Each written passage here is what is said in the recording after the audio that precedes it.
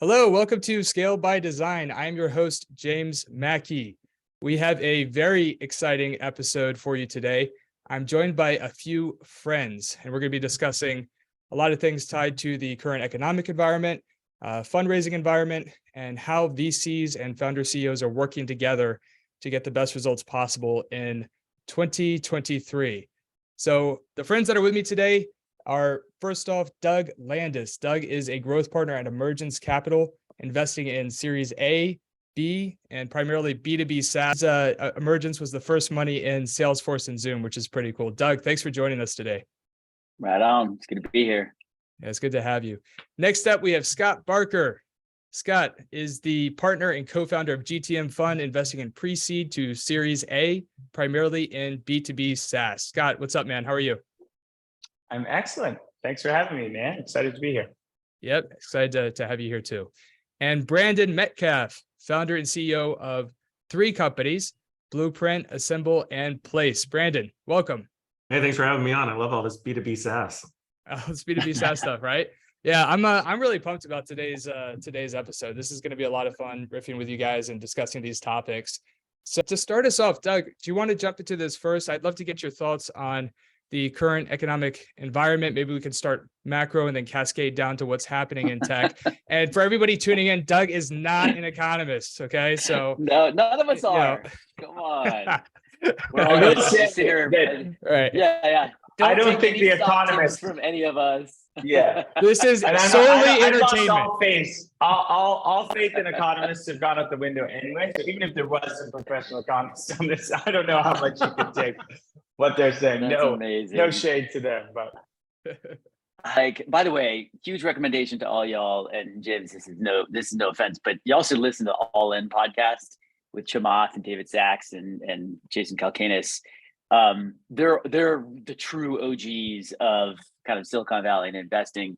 And they were just having a conversation actually about kind of the broader macro environment right now. And for all intents and purposes, it feels like things are kind of slowing down a little bit. I mean, if you look at the jobs report from a month ago, 500,000 jobs were added, but yet all we see on LinkedIn are tech layoffs.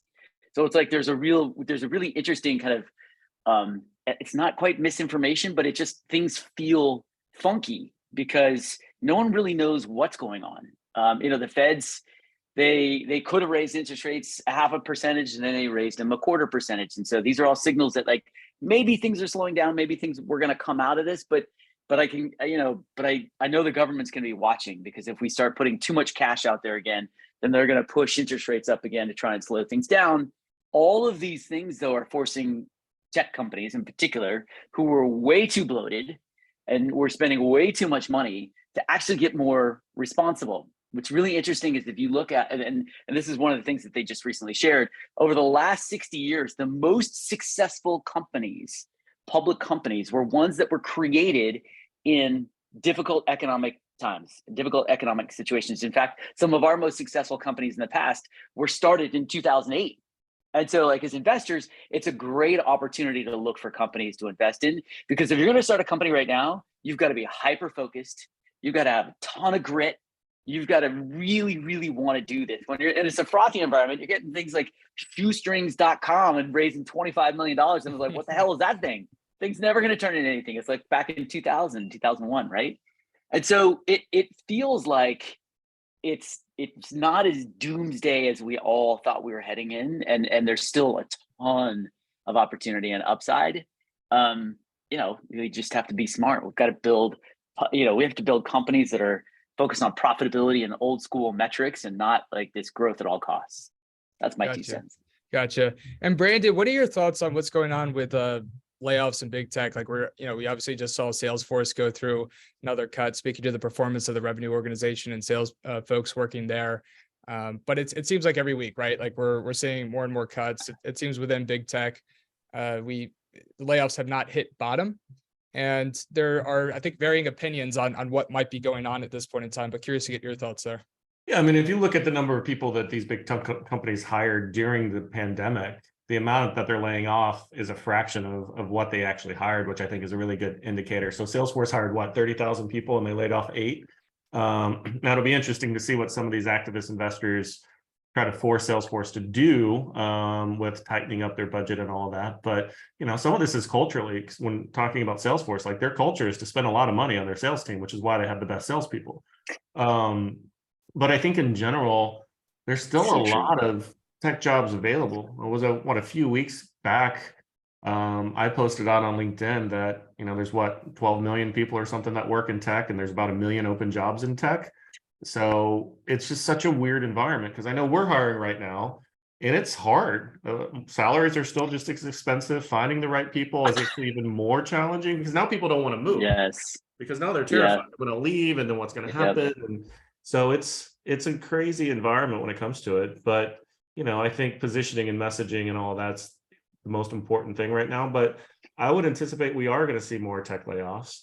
Is it because of a bad economy? I'm not saying I think it is. I'm looking more at, is it a good opportunity to trim some fat? Like, I don't know what happened at Salesforce, but I do know all of the salespeople got laid off right after the end of the fiscal year. So what was sales performance like that drove some of that? I also know some really amazing people at Salesforce that left the company as well, that it's going to be fun to see where they land and what they do next. So it's a hard one. Scott, what are your thoughts there? I'm an optimist by nature, for sure. There is a few signals that I'm looking at that don't look so optimistic, which I'll go through. But I agree with Brandon that it seems like more of a big shuffle than everything. And it feels like, which is interesting. This is the opposite of what happened in a lot of down markets. In previous down markets, a lot of employees rushed to safety, and they found safety at big companies. So a lot of people left startups like, this is too scary. I need to go get a big company because big company means I'm safe. Well, in this environment, that is not true at all. And it's kind of the opposite, where these behemoth tech companies and even like growth stage, like, Series C and D companies seem like they're the scariest places to be right now. And a lot of that talent is going to earlier stage companies, which I think is fantastic. It was really hard to get a 10X engineer at like a seed company or a superstar AE, because you're competing with these huge RSU packages and all this equity that it's so difficult. And now we're seeing that happen, which will fuel more innovation, which will be healthy competition. So that's one trend I like. That's what I'm optimistic about.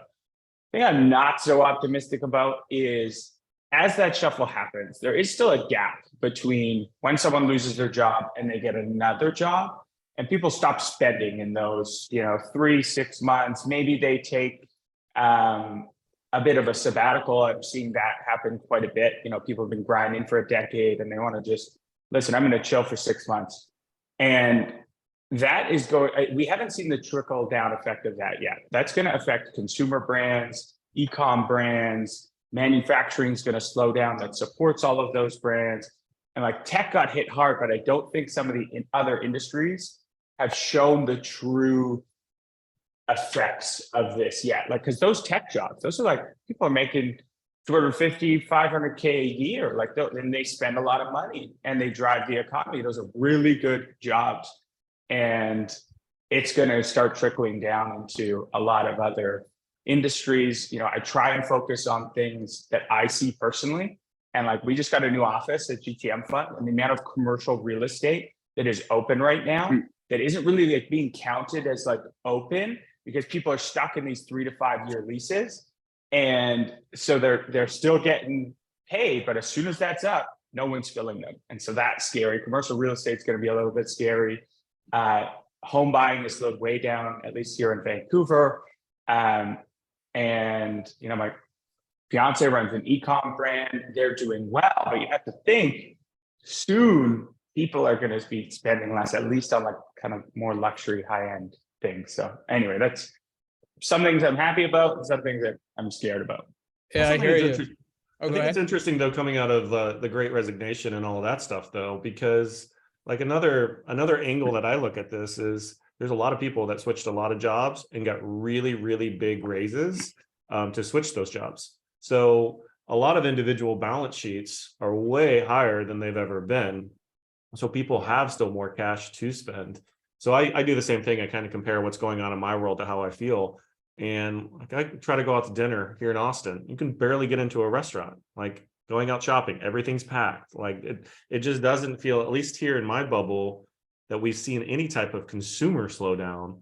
And to your point, it takes time. Like if you get laid off, you're probably not going to go out and go on a shopping spree, most people. So there is the downstream effect. But I guess for me, it's like, what is the window? Because if there's still so many open jobs, what's the window of from when you're laid off to when you get the new job? Because I know a lot of those people that are leaving Salesforce, I'm clamoring to hire all of them. So that window is going to be interesting, I think, in this cycle. Wasn't it? I think the window wasn't it like within 30 days that people are turning around? Like the narrative, at least of late, has been the turnaround time from losing your job to getting a new one has actually been really short and rather quick. And yeah, we are seeing a lot of the demand go from late growth stage enterprise to late growth stage into earlier stage companies. Like more like in terms of our client book is more unbalanced now than it's ever been before in terms of having early stage companies versus category leading late stage companies, right? It used to be a pretty even split. And now it's like 85% of the customers we're actively servicing are part of that early stage bucket, which is wild. Like we haven't been in that position before. Well, part of it, part of it is you think like Salesforce created this monster. If you want to add revenue, add salespeople. And that was their ethos. That was their mantra. Like, you want to grow, add more people to the fire. And a lot of companies adopted that philosophy and that mentality.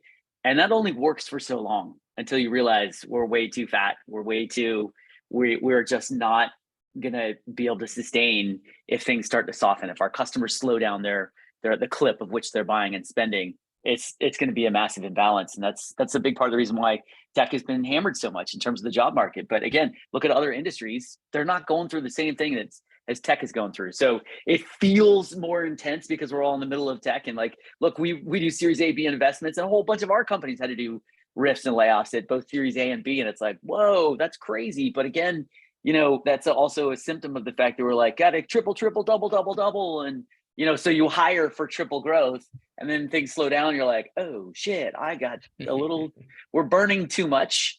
And, if we're telling all of our companies, and Scott, I'm curious if you're saying the same thing, but we're basically like, our message to everybody is just don't run out of fucking money. Just ride it out for the next 18 months. And if you're still, stay alive. And if you're still being successful and hitting your number, we're not going to push you to go triple, double, but like, we want to see continuous growth. So when we come out of this, we can kind of pour some more fuel on the fire. So, I think all of this is just a big reminder for us in technology, like be smart about how you're growing. And then Brandon, you're like a 3-time CEO with 3 different jobs right now. And I'm curious your thoughts on how that, or if that is a message that you feel right now. What's your take on this, since you're a CEO, largely the one hearing the messages from all of us investors, of which you probably listen to maybe 10%. I love my investors. It's interesting because my companies are very different, but they're all sort of somewhat related. So I have a consulting company that does Salesforce implementation, Salesforce development, all of that. I have a company called Place, which is a company built on Salesforce, on the Salesforce platform, that we manage, B2B customer subscriptions, revenue recognition, billing, and finance. And then I have a new company, Assemble, which is a staffing and recruiting software also built on Salesforce. So all of my companies are built on Salesforce. And I had a first company called Talent River, which was an operating system for staffing and recruiting firms built on Salesforce that I started in 2009 and sold in 2018. So I've been in the Salesforce ecosystem for a long time building companies. The first company, we raised $28 million, basically all from about 15 angel investors. Place, we've raised about 10 million. We're in the middle of a fundraising right now, a small round right now for that company. About 90% of the investment for Place is from angel investors. And then we have Geekdom Fund as our VC. And then Blueprint is completely self-funded, bootstrap, profitable business, which is weird for a tech guy to say they have a profitable business. And then Assemble just started, but Assemble is also profitable right now, but we're considering, are we going to raise a small friends and family round to just kind of accelerate that? So I've got a lot of different irons in the fire in a lot of different perspectives, but it's interesting for me because I paid a lot of attention to what's happening at Blueprint, the consulting firm, because I thought that was going to be the first company that get hit. It's growing faster than it has. We have more deals coming in, larger deals than we've ever seen before. And now we're trying to figure out, how do we hire and who do we hire? Is this going to continue? Is it going to slow down? Brandon, I'm curious about that. Do you think that's because people are outsourcing more because they don't want to actually hire and have the overhead of actually full FTEs in-house, and so it's easier to go use a consultant? I mean, we're doing some interesting things. So Blueprint does all the delivery work for Place and all the delivery work for Assemble. So we have built-in clients coming from every time we sell a deal with one of those companies, which is why it's all kind of a little bit incestuous. Yeah. The three businesses. You're feeding off yourself. Okay, great. Yeah. Smart man. I learned that at my first company. We were a product company and a services company, and I will never do that again. We're either one or the other. But we're also getting a lot of deals at Blueprint for helping either brand new companies or companies who exist build their product on the Salesforce platform. So it seems like there's still interest from these tech companies or very early starting out tech companies to say, now's the time to invest in and get the company going, to get this new product line going with the mindset of, we're probably 6 to 9, maybe 12 months before we go to market. If I can build this now, that's actually the right window to start to come out of whatever we're going through. So they're investing in us. And then to your point, they're not hiring all of these teams themselves. And, we've always structured where I have a US presence, and then I have a very big presence of full-time employees in Jaipur, India. So we can make the rates make a lot of sense for all of these companies building this stuff. But at Place, we've seen a big tick up in demand for companies really wanting to solve customer subscription management and the revenue leakage and really managing that whole sales process. Whereas our financial forecasting part of Place has dramatically slowed down because people aren't investing in buying forecasting products right now. They can do that in Excel. So from the investor side with that, the conversations I'm having with Geekdom, it's let's focus on not running out of cash. Let's get the cash we need to make sure we can get through this window. But let's focus on the unit economics of the business. So our win rate over the past 6 months went up 7x, and our average deal size went from 20,000 to 70,000. So it's a lot of focus of what are we selling? How are we selling? What are they buying? And how do we really tighten up the metrics? Because we're also looking at Place, as we get out of 2023 and probably in Q1 of 2024, do our metrics really support at that point a big Series A? But one of the other pieces with Place that I've always done, and I did this with the last company, is I'm very, very conservative with valuation. So the last valuation we got, I could have went for my last round at twice the amount I went for. But I'm it seems too frothy. I don't want to have to deal with that. I'd rather raise a smaller round, yes, get a little bit more diluted, but have a little bit of a safety net that if shit hits the fan, the economy was going too strong, I have somewhere to go. And then even with the symbol, if we raise a round, it's going to be a pretty conservative valuation, and we're just going to keep it tight. I run the risk of I raise a bunch of small rounds, not one big check, which is pros and cons, which is an interesting thing to debate. But to the question you asked, sorry, I wanted to give some context. We're basically hearing what you guys are saying, but we're also hearing still grow.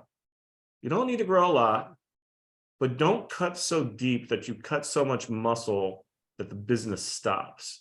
Still grow a little bit and make sure that you're really focusing on the right kind of growth, the healthy growth, the growth that as we start to get more comfortable where things are at, you can accelerate again. So one thing that we're seeing at my company, it's Embedded Recruiting, so recurring revenue services firm, on demand primarily for early stage companies, so 30-day notice period type of thing. We are in Q1, we've already closed almost twice as much revenue as we closed in all of Q3. And so we are starting to see, and we're basically already on pace for where we were in Q4. So we quarter over quarter we are closing a lot of net new revenue, both from new clients and upsells, than we have been for the past few quarters. So that's a good, right? Because Q4 was our best quarter at Place ever. Q3 was almost our second best quarter ever. And it looks like Q1 is going to be our best quarter ever. So it's such mixed messages with what's going on. It's totally, which is why when we're sitting here talking about macro trends and what's going on in the markets, it's I don't know. Just like Where's that economist? totally just focus on the job to be done, the job right in front of you, like get rid of all the noise. Yeah. And also dig into like what's working and what's not working. I mean, at the end of the day, it's a good reminder. You always have to be mindful of who your ICP is, and is it the right one today? Do you have to shift it all? Do you have to? Brandon mentioned this before. How does your messaging shift? Don't go out leading with this. Oh, do more with less, because everyone's fucking saying that right now. It's ridiculous. It's like you got to actually have real value, truly understand what's going on in the market, have a strong point of view. Means you got to do a little bit more homework. And be more mindful of what is a real opportunity and what's not a good fit for you. Yeah. You actually have to go sell. You got to sell to grow, baby. The best way. No more order takers. I mean, we look at our portfolio companies. We have a ton of founders that look around and they're like, what recession, what down market? They're still growing at a really, really healthy clip. And they're not they are putting fuel on the fire. The fuel just looks different. It's not in the form of human capital. It's in the form of deep reflection on their go-to-market process, looking for efficiencies, and those small efficiencies that you can find are the new fuel. And I think, Doug, to your point about like Salesforce taught us all that you need more people to sell more. And that's not necessarily true. I'll drop a very random quote for this podcast. It's a Joey Diaz, a ridiculous comedian quote. And he goes, somewhere along the way, the US thought that you needed a bunch of people to drive change. You needed like an army. And he goes, no, give me 3 badass motherfuckers and I'll change the world. And that's true. If you have an incredible rock star team of like 15 people that are all in and are experts at what they do. They own their business unit and they live, eat, breathe. Like what those 15 people can accomplish is as much as 150 with the wrong process. And I think that is really going back to really good behavior. And I like that trend. We looked at Place, we were basically all outbound for a while, right? And we started to really analyze the numbers, and we started to analyze, everything from ICP to buyer persona, and we started testing a lot of stuff last year as we were rolling out some new product features. And what we saw was just the continuous down cold calls and emails and all of that. The response rates would just continue to go down. We would not connect with people. And then we paid a lot of attention to all the deals that were in cycle. And we looked specifically at all the deals we lost. And we did really deep analysis and did interviews with any deal we lost. Just talk to us. Why did we lose? All of that. And that's a hidden trick that a lot of people don't do. But I want to know why you didn't buy. And if I need to buy you coffee or beer or whatever you need, just spend 20 minutes with me. And it was me, the founder. Tell me why you didn't buy. I'm not going to be offended. And what I learned was half of the deals that didn't buy bought nothing. So we spent a tremendous amount of time, money, big sales team, because I ramped a huge sales team and was like, wait a second, we don't need this big sales team. Now we're down to 2 salespeople. And like I said before, the numbers are way better. And we switched it. We flipped on technology and we focused on a self-led buyer journey of how do we get you to self-educate on what we do before you talk to us? Because I think even more right now with how concerned and how much this hype around the economy is making everyone gun shy. I think customers more so than ever don't want to talk to someone. They don't want to get into a sales cycle until they really know that this product or this company can solve what I need. So the self-led buyer journey flipped. So instead of us having 10 to 15 salespeople, I added a couple marketing people. We increased marketing spend. We completely changed the website and the focus. And we went through a different type of capital spend. We were like, how do we get more efficient in the sales cycle? But how do we really get the potential buyer to know that they want to have a deep conversation before we even talk to them? And that just changed the whole thing. But it's very relevant for this conversation because we could have just continued to pump bodies at it, which is the old school method. More people cold calling, more people emailing, all of that's going to fix it. It didn't work for us. And this new method of we're spending less money, getting more value, and it's much more of a system-led process than a people-led process. Mm-hmm. Yeah. Love it. What Doug, you probably know this. What is something like 35% of AEs are hitting quota right now. So imagine if we, instead of having a team of 10 where 35% are hitting quota, what if we really focus on a handful and gave them the proper training? Like back in the day, like you went to like Xerox training, you went for like 3 months and you learned all of this stuff. You didn't just have like a series of videos and an enablement platform and like, here you go work remotely from your kitchen table with your 2 other roommates. Like hope you do good, like that's never going to work. And like, I think less per company, a more focus on enablement and training and hiring the right people. And that doesn't mean that we're cutting a bunch of jobs.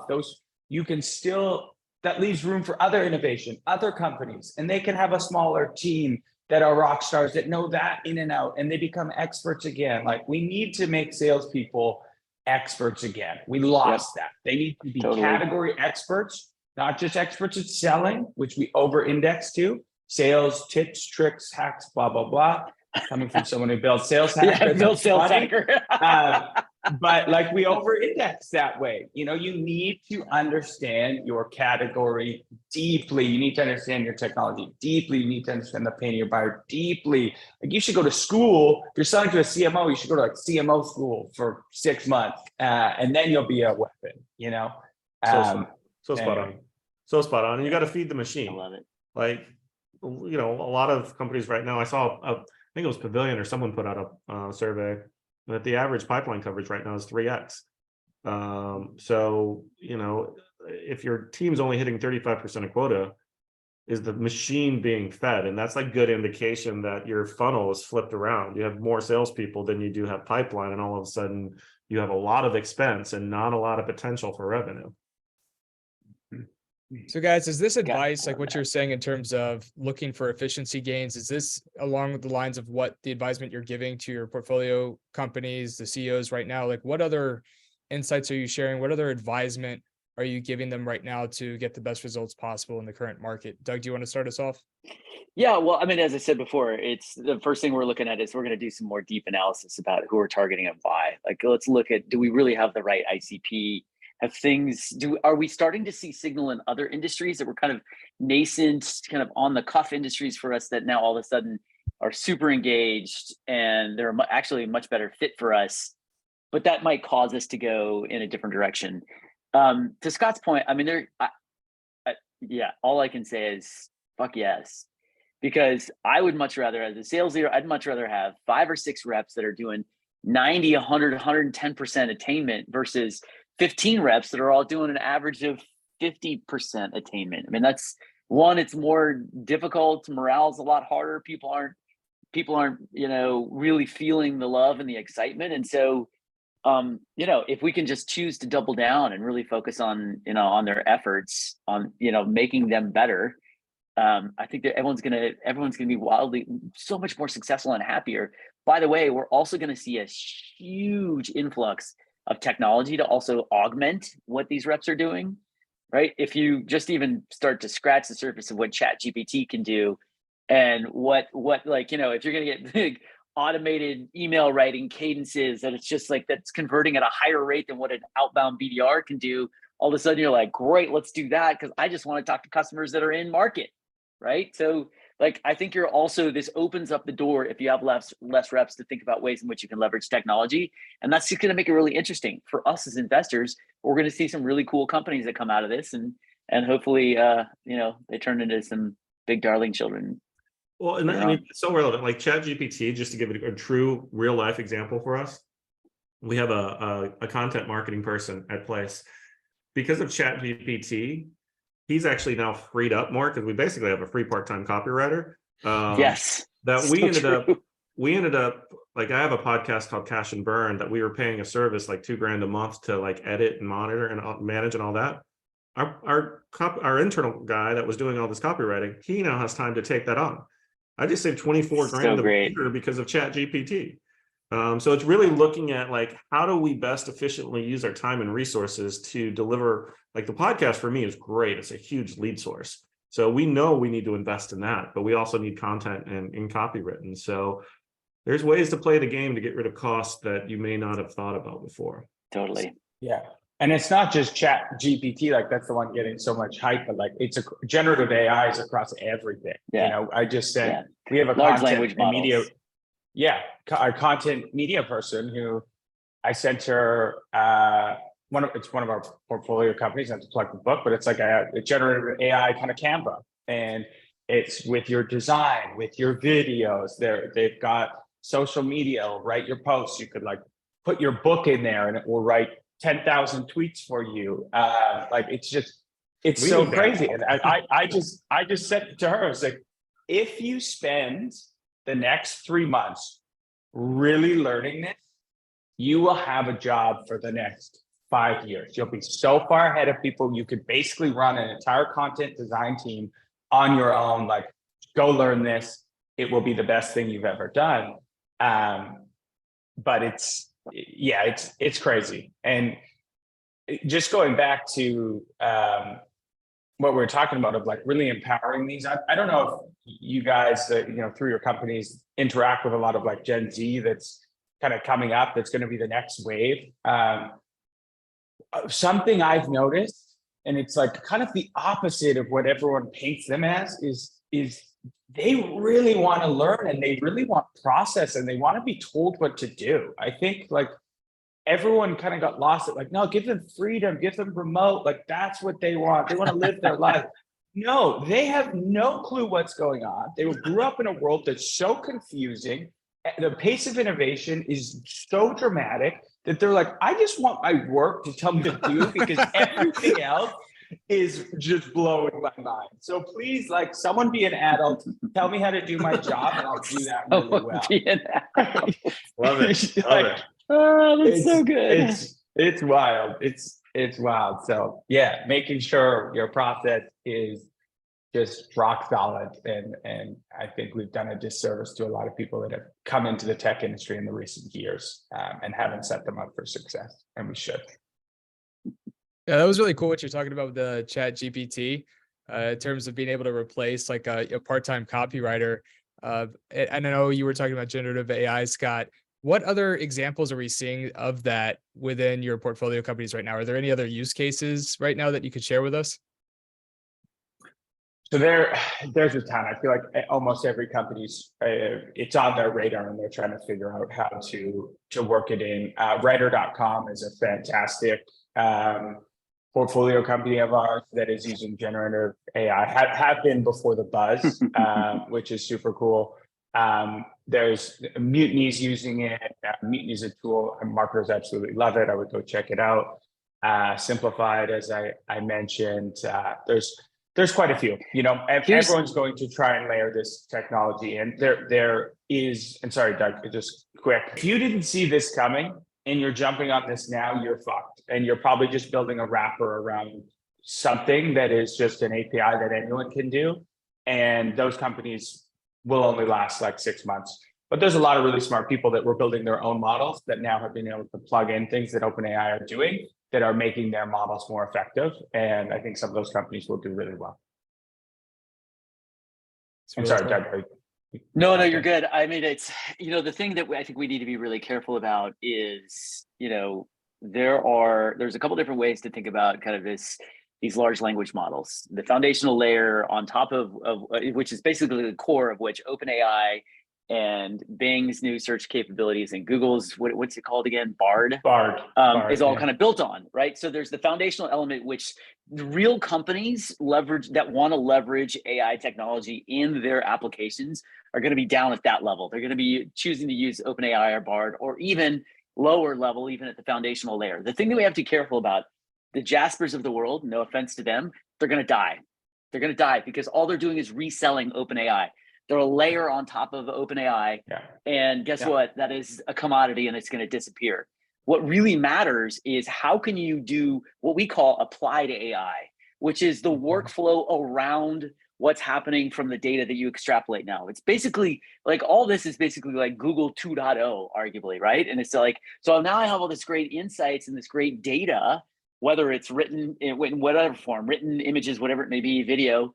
But it's like, now what do I do with that? And how is that augmenting or accelerating human behaviors so that we can actually get more out of our own humans?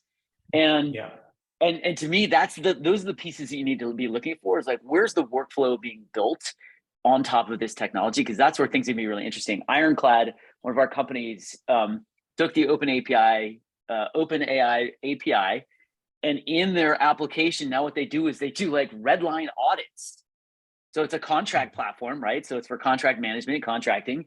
So all of a sudden now, as you almost kind of like have a pseudo lawyer that's doing a redline audit in a matter of seconds, instead of sending that contract off to your legal team. Crazy. And getting a bill for 50 grand. Yes, exactly. Totally. Yeah. So talk about like, it's not going to disrupt the lawyers or the legal teams. What it's going to do, it's going to give them the opportunity to focus on things where they're really valuable, because a lot of these mundane tasks, tedious tasks of doing redline reviews, it's just not necessary. Yeah. So on that, I think it's a great point. And again, caveat: we're not data scientists, but I play one on TV. Nice. Yeah, me too.